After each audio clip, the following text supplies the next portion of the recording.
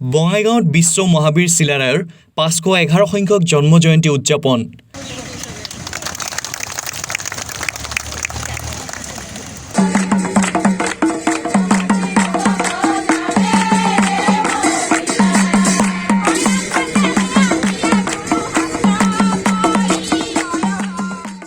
বঙাইগাঁও জিলাৰ বিভিন্ন প্ৰান্তৰ লগতে অভয়াপুৰীতো বিশ্ব মহাবীৰ চিলাৰায়ৰ ৫১১ সংখ্যক জন্ম জয়ন্তী উপলক্ষে পালন কৰা হয় চিলাৰায় দিৱস।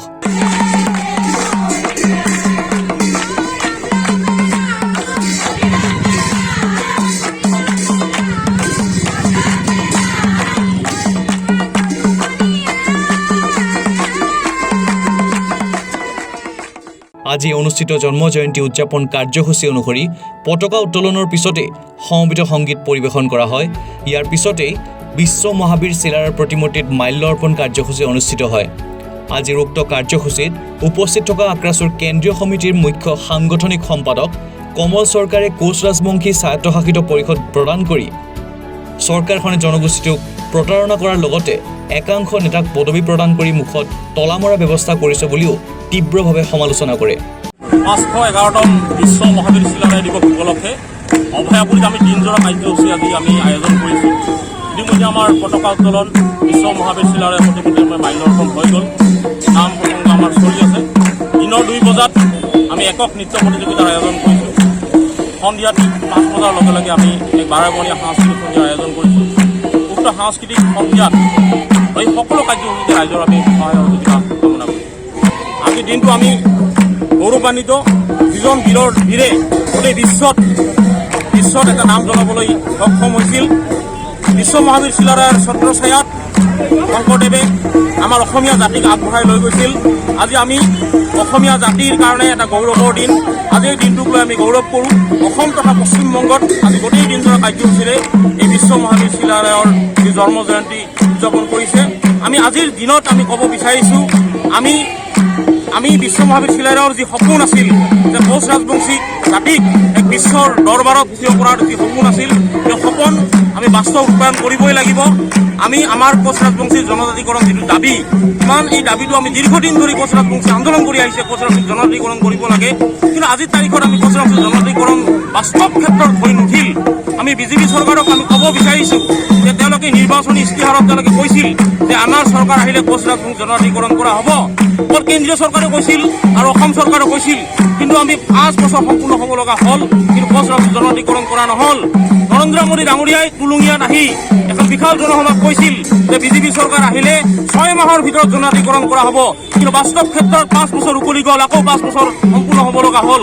কিন্তু তেওঁলোকৰ যি প্ৰতিশ্ৰুতি কোচ ৰাজবংশী জনজাতিকৰণ কিয় নহ'ল, আমি এই কথাটো আজিৰ তাৰিখত বিজেপি চৰকাৰক আমি প্ৰশ্ন কৰিব বিচাৰিছোঁ। আৰু তেওঁলোকৰ সৎ ইচ্ছা থাকিলে নৰেন্দ্ৰ মোদী ডাঙৰীয়াই 24 ঘণ্টাৰ ভিতৰত কোচ ৰাজবংশী জনজাতিকৰণ কৰিব পাৰে, কিন্তু তেওঁলোকৰ সৎ ইচ্ছাৰ অভাৱ আৰু এই ইছ্যুটো তেওঁলোকে নিৰ্বাচনী প্ৰতিশ্ৰুতিত বাৰে বাৰে নিৰ্বাচনী ইছ্যু হিচাপে ব্যৱহাৰ কৰি কোচ ৰাজবংশী জাতিক তেওঁলোকে বাৰে বাৰে ব্যৱহাৰ কৰিব বিচাৰিছে। আমি কোচ ৰাজবংশী জাতিৰ লগতে অসমীয়া জাতিক আমি সকীয়াই দিব বিচাৰিছোঁ।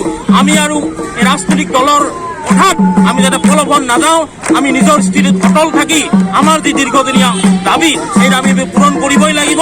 আমি দেখা পাইছোঁ আমাৰ কোচ ৰাজবংশী বহুত নেতাই কিছুমান নিজৰ ব্যক্তি স্বাৰ্থত আমাৰ যি দাবী জনজাতিকৰণ, এই দাবীটো পাহৰি আহি নিজৰ ব্যক্তি স্বাৰ্থত লাগি গৈছে। আমি তেওঁলোকক কৈছোঁ যে আমাৰ যিটো জনজাতিকৰণ দাবী, এই দাবী কেতিয়া হ'ব আপোনালোকে বিজেপি চৰকাৰক প্ৰশ্ন কৰক, নতুবা আমাৰ ৰাইজে আপোনালোকক আমাক হাঁহিব। আমি অতি সোনকালে বঙাইগাঁও তথা পুৰীৰ বিভিন্ন বয়সস্থ বিশিষ্ট ব্যক্তিসকলক লৈ আমি আলোচনাত মিলিত হ'ম। এই সমস্যাটো জনজাতিকৰণ এই বিষয়টো আমি কেনেকৈ আগবাঢ়ি লৈ যাব পাৰোঁ, অনাগত দিনত এক সুস্থিৰ সিদ্ধান্ত ল'ম বুলি আমি আজিৰ এই চিলাৰায় দিৱসৰ দিনাই আমি শপত গ্ৰহণ লৈছোঁ। ধন্যবাদ। মমতাপুৰ অট'নমাছ কাউন্সিল গঠন কৰিল। এই কাউন্সিলখনক মই আদৰণি জনাইছোঁ। বিজেপি চৰকাৰে কোচ ৰাজবংশী যি তেওঁলোকে মমতাপুৰ অট'নমাছ কাউন্সিল প্ৰদান কৰিছে, আমি আদৰণি জনাইছোঁ। ইয়াৰ প্ৰতিজন সদস্যক আমি আদৰণি জনাইছোঁ। লগত এইটো কথাও আমি ক'ব বিচাৰিছোঁ অট'নমাছ কাউন্সিল আমাক প্ৰদান কৰি ললিতক এটা দিয়াৰ নিচিনাকৈ যাতে আমাৰ মূল দাবী জনজাতিকৰণ এই জনজাতিকৰণ দাবীৰ পৰা যে বিজেপি চৰকাৰে পিছলি গৈ আমাক যাতে পুনৰ নিৰ্বাচনত যাতে ব্যৱহাৰ নকৰে বিজেপি চৰকাৰক আজিৰ এই চিলাৰায় প্ৰতিমূৰ্তিৰ তলৰ পৰা আমি লগতে আজিৰ দিনটোত বিশ্ব মহাবীৰ জনাৰ প্ৰতিমূৰ্তিৰ তলত জনগোষ্ঠীটোৰ সৰ্বসাধাৰণ ৰাইজক একত্ৰিত হৈ জনগোষ্ঠীৰ মৰ্যাদা নোপোৱালৈকে সংগ্ৰাম কৰি যাবলৈ আহ্বান জনায় নেতাগৰাকীয়ে। বঙাইগাঁৱৰ পৰা ৰাতুল দেৱৰ ৰিপৰ্ট, নিউজ নেষ্ট। বৃত্তিমূলক শিক্ষা খণ্ডত নতুন সংযোজন ডেফোডিল কলেজ অফ হৰ্টিকালচাৰ উত্তৰ পূৰ্বাঞ্চলৰ ভিতৰত এখন নাৰ্চাৰীৰ সহযোগত নিৰ্মিত প্ৰথমখন ব্যক্তিগত খণ্ডৰ মহাবিদ্যালয়। অত্যাধুনিক আন্তঃগাঁথনিৰে উচ্চ শিক্ষিত শিক্ষকৰ দ্বাৰা গুণগত মানদণ্ডৰ শিক্ষাদান, ছাত্ৰ ছাত্ৰীৰ বাবে উন্নত মানদণ্ডৰ শ্ৰেণীকোঠাৰ লগতে সুশৃংখলাবদ্ধ আৱাসিক কোঠাৰ সুব্যৱস্থা থকা এখন জাকত জিলিকা মহাবিদ্যালয় ডেফোডিল কলেজ অফ হৰ্টিকালচাৰ। যোগাযোগৰ ঠিকনা Khetri college gate, mobile number 9854051202 অথবা 98543234000।